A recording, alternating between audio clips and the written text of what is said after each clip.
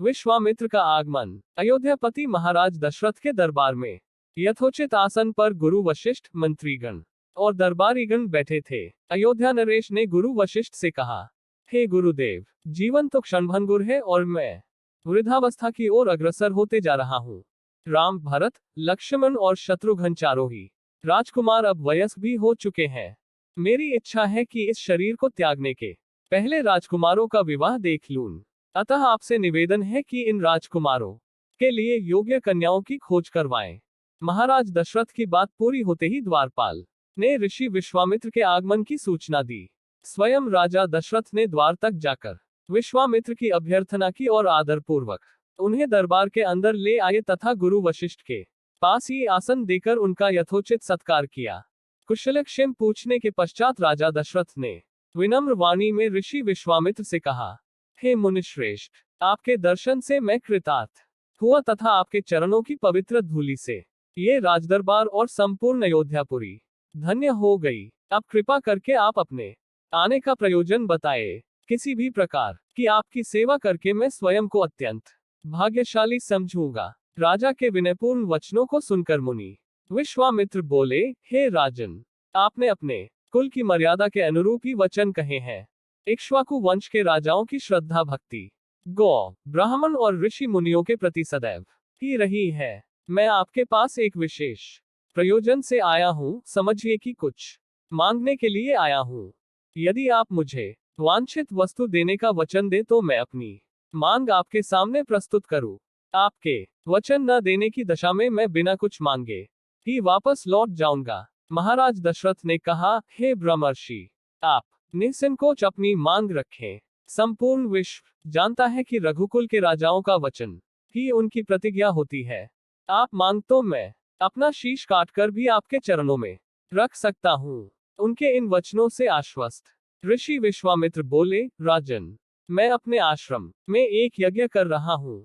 इस यज्ञ के पूर्ण आहुति के समय मारीच और सुबाहु नाम के दो राक्षस आकर रक्त, मांस आदि अपवित्र वस्तुएं यज्ञ वेदी में फेंक देते हैं। इस प्रकार यज्ञ पूर्ण नहीं हो पाता। ऐसा वे अनेक बार कर चुके हैं। मैं उन्हें अपने तेज से श्राप देकर नष्ट भी नहीं कर सकता, क्योंकि यज्ञ करते समय क्रोध करना वर्जित है। मैं जानता हूँ कि आप मर्यादा का पालन करने वाले ऋषि मुनियों के हितैषी एवं प्रजावत्सल राजा हैं। मैं आपसे आपके ज्येष्ठ पुत्र राम को मांगने के लिए आया हूँ, ताकि वह मेरे साथ जाकर राक्षसों से मेरे यज्ञ की रक्षा कर सके और मेरा यज्ञानुष्ठान निर्विघ्न पूरा हो सके। मुझे पता है कि राम आसानी के साथ उन दोनों का संहार कर सकते हैं। अतः केवल 10 दिनों के लिए राम को मुझे दे दीजिए। कार्य पूर्ण होते ही मैं उन्हें सकुशल आपके पास वापस पहुंचा दूंगा। विश्वामित्र की बात सुनकर राजा दशरथ को अत्यंत विषाद हुआ। ऐसा लगने लगा कि अभी वे मूर्छित हो जाएंगे। फिर स्वयं को संभाल कर उन्होंने कहा, मुनिव, राम अभी बालक है। राक्षसों का सामना करना उसके लिए संभव नहीं होगा। आपके यज्ञ की रक्षा करने के लिए मैं स्वयं ही जाने को तैयार हूँ। विश्वामित्र बोले, राजन, आप तनिक भी संदेह न करें कि राम उनका सामना नहीं कर सकते। मैंने अपने योगबल से उनकी शक्तियों का अनुमान लगा लिया है। आप निश्चिंत होकर राम को मेरे साथ भेज दीजिए।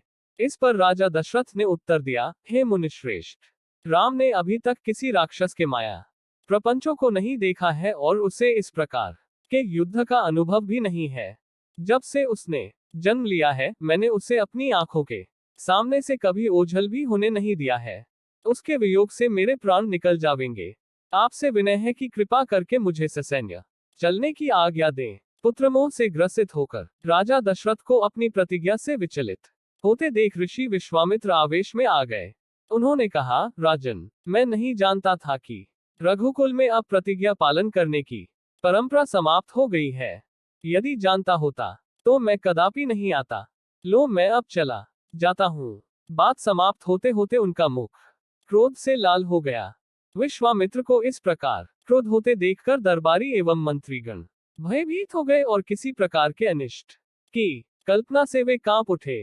गुरु वशिष्ठ ने राजा को समझाया, हे राजन, पुत्र के मोह में ग्रसित होकर रघुकुल की मर्यादा, प्रतिज्ञा पालन और सत्यनिष्ठा को कलंकित मत कीजिए। मैं आपको परामर्श देता हूं कि आप राम के बालक होने की बात को भूलकर एवं निश्चिंत होकर राम को मुनिराज के साथ भेज दीजिए। महामुनि अत्यंत विद्वान, नीति निपुण और अस्त्र शस्त्र के ज्ञाता है।